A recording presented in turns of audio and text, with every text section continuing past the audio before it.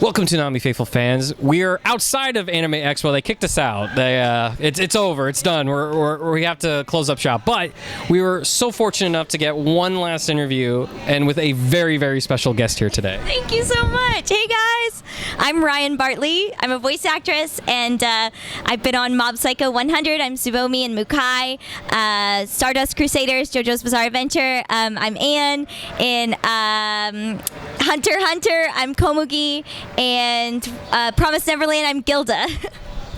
So, kind of to start it off, since your voice is a prominent presence on Toonami, at least in this recent iteration, were you a fan of anime before? Did you discover anime through Toonami back in his Cartoon Network days, and along those kind of lines, is that how you established your fandom of the media itself? Sure. So, that is not my story. A lot of people were really into Toonami growing up. I loved all cartoons, but I was less aware of Toonami until more recently. But I love it now. I'm a new fan. So, but as a kid, I grew up watching Pokemon, and I was always really big into all the Miyazaki movies. That was kind of my vibe as a kid watching anime. But now I love all of it, and including Toonami and you guys and the Toonami faithful. Awesome. So, thinking back, what's been your favorite show? And it doesn't have to be necessarily that you were in, but just your favorite Toonami show. Since it's a recent iteration, I find this more fascinating because usually you get like your Inuyashas, your Outlaw Stars, your Yu Hakusho. Since you've become more of a fan of the recent iteration, what's been like your kind of favorite show that you saw on there? Well, I'm always still to this day a massive fan of Mob Psycho 100. Just personally, I love the art. I'm obsessed with the story. It has so much heart, and I love it when a comedy can find serious moments and a lot of like just that real heart. And so for me, Mob Psycho 100 is like the full package. It's beautiful.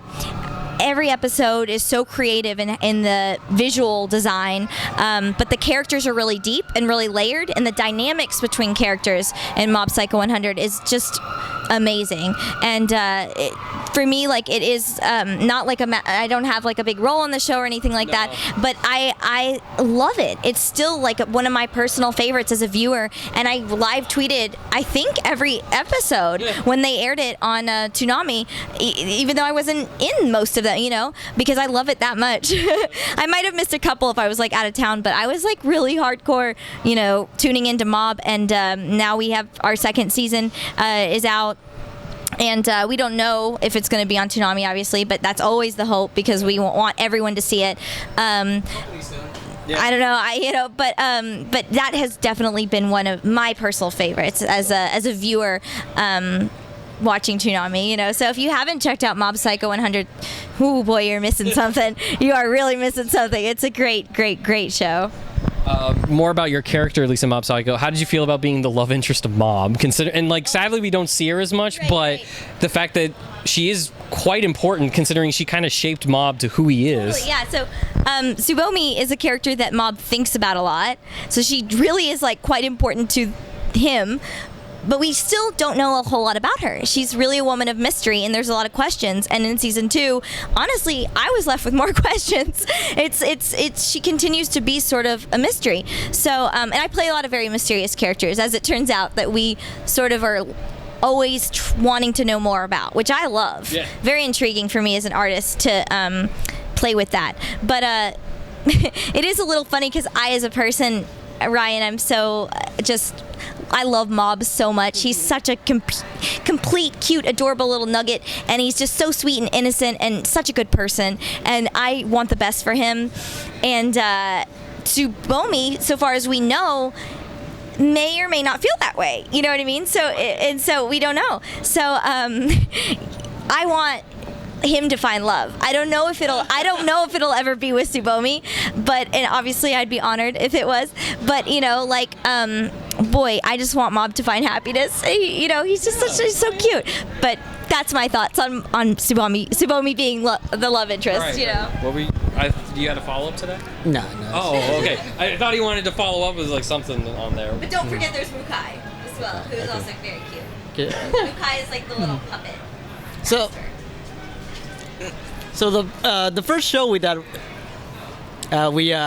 we discovered you. So basically, although this is yet to air on Toonami as of now, it's like you voiced Yuna in Ordinal Scale. Like, yeah, it was basically your breakout role. So, and ever since we've seen you in pretty much on a lot of Toonami shows.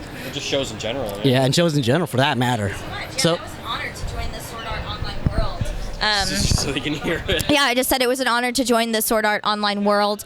I love that franchise as well, and have fell in love with it through the process of working on it, binged it all, and really absorbed that world.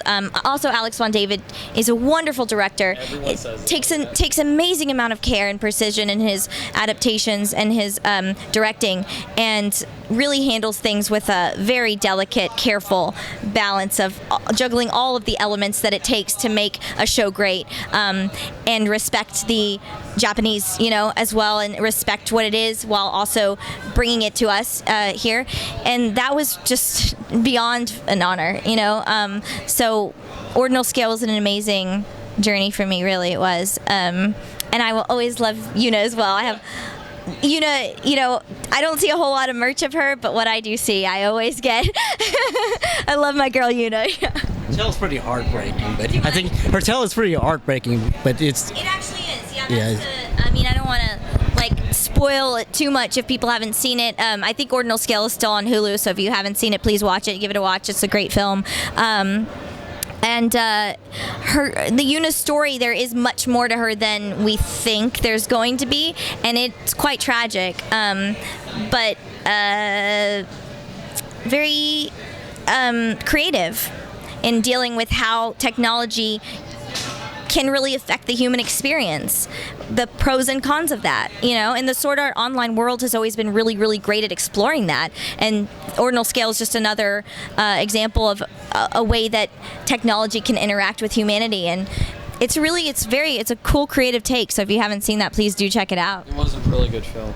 All right, so moving on to your first Toonami debut, voicing Anne in JoJo's. How was it like to? While her character is rather minor, she did bring some interesting flair to the Joestars and their journey to Egypt. How did it feel like? Anne was a little spitfire. She was a handful. That was a fun character too, because she's so unlike me. I'm a very kind of sensitive sort of person, and Anne is just really out to get things done, and she was really a fun character as well. I love playing kids too, because I have a youthful spirit, and also Gilda is another Toonami child that has been an honor to play. But yeah, that Anne is silly. Anne is I always think Anne's out there somewhere still up to mischief, honestly. She's got her own little agenda, and she's not going to let anyone stop her. Certainly no way playing it. I'm glad that you got a role in something along those lines, but I'm just why was she even there? Why are you taking this girl on this journey? Because she said so. Yeah, what Anne wants, Anne gets, kind of. So probably your biggest Toonami role, Komugi. Komugi. It's kind of funny thinking about how central or how important as a character in the grand scheme of Hunter x Hunter, because you see her for the Chimera Ants arc, the back half of it, and yet she really is just a great symbol of love. I want to say fragileness, because Miriam kind of became more fragile with how much he cared, and I just being able to voice a character like that could not have been easy. And so I'm curious about getting into the booth, being able to kind of give one of what you would probably say is one of your best performances, to be able to express those kind of images to people, and kind of a wholesome moment, really, in a very dark arc. Yeah, I think I'm pretty similar to Komugi, actually, as a person. So I also feel really protective of her, and very emotionally attached to that role, as well as so many roles. But that role specifically, I was always very sensitive to and careful with. And that was an amazingly fulfilling experience to work on. But also, when things are that good, when they're that when you're given that wonderful material and wonderful direction, it actually comes pretty easily. You wouldn't believe it, but it does. And Tony Oliver directs the Hunter x Hunter dub. An amazing person, an amazing director, and I don't know. That's a role in which I feel very comfortable, to be honest, and. Another role that I won't be revisiting because of the storyline, but she's always in my heart, and I carry her with me all the time, and she is such a good person too that I honestly try to bring that into my life, and I get a lot of comments on Komugi, and wow, they're all like more touching than I could ever find the words to explain, and I'm just really, really, really honored to be mentioned in the same breath as a character that impacting, and so that was a wonderful experience, and the ones that I love the best are the ones that are very fulfilling, and she is all of that, so all I have is gratitude. That's all I have for Komugi. How have the fans of Hunter x Hunter been appreciative of your role? Because, like I say, I think Komugi does touch a lot of people. Yeah. So I'm curious on how, like, the fandom, and not just Toonami fandom, but the Hunter x Hunter fandom, which is, like, is huge. So I'm curious how they've been able to kind of give you support about a role that I think is just honestly really amazing. Well, people were really nervous about how we were going to handle Komugi. So I saw a lot of people anxious about, well, please don't mess up Komugi, please don't. And then as soon as they heard it, everyone was like, they got it right. And it was like, thank you guys. I was really nervous, because I love her as much as everyone else. I truly do. And I want you guys to know that she means so much to me. And, thinking that we executed it correctly and that we honored her is the best feeling in the world. And that's all I wanted to make sure that we did. And it has been like such an overwhelmingly positive response. I had no idea.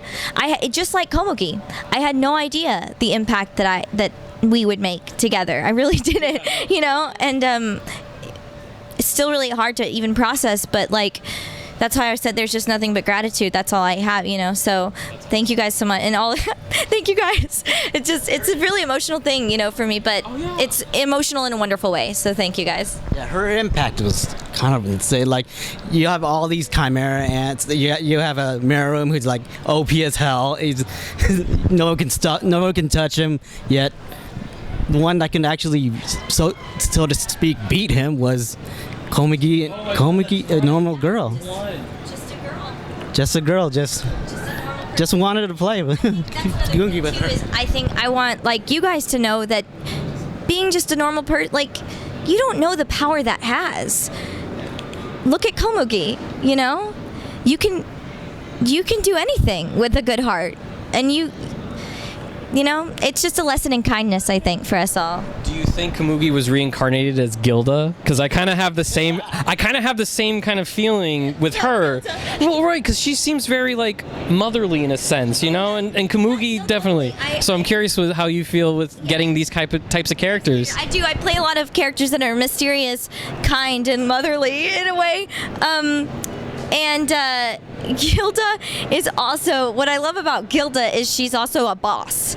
Yeah. Low-key, gets things done and is really smart. I mean, Komugi's really smart too. A lot of the characters I play are weirdly smart, and for which I'm really thankful, because it's a wonderful thing to play with and sort of find the levels in that.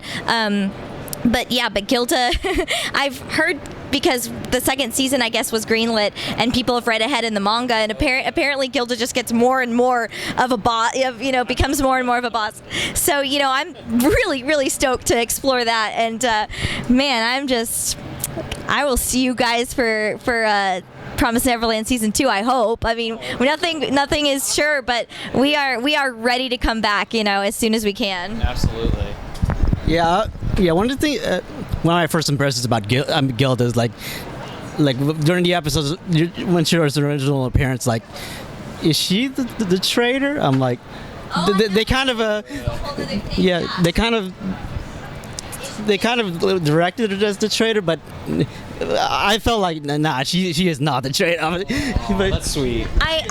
Is she the? I thought so too, because when I always watch the Japanese before I work on a show, and I didn't know. I was like, oh boy, where's this going? Where is this going? And there's so many twists in the show. Who's to say? Now I think we'd know probably. I know, right? Like, who's to say? This show is like pulling out all the stops, but I thought so too. I have to admit, for a brief moment, I thought maybe, So.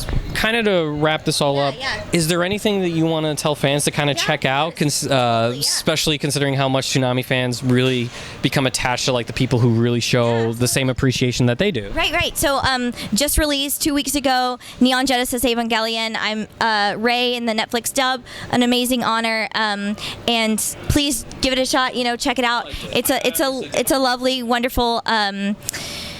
Very intricate story. If you've always been curious about what that's all about, now is the time to check it out, and I just want to thank you all so much for being so welcoming to me in every way. I honestly, my words escape me for just telling you all how, and you guys too, just how thankful I really am for you guys keeping in touch on Twitter. You guys at home keeping in touch on Twitter. I will continue to live tweet when I'm on a Toonami show, and I'll see you guys around.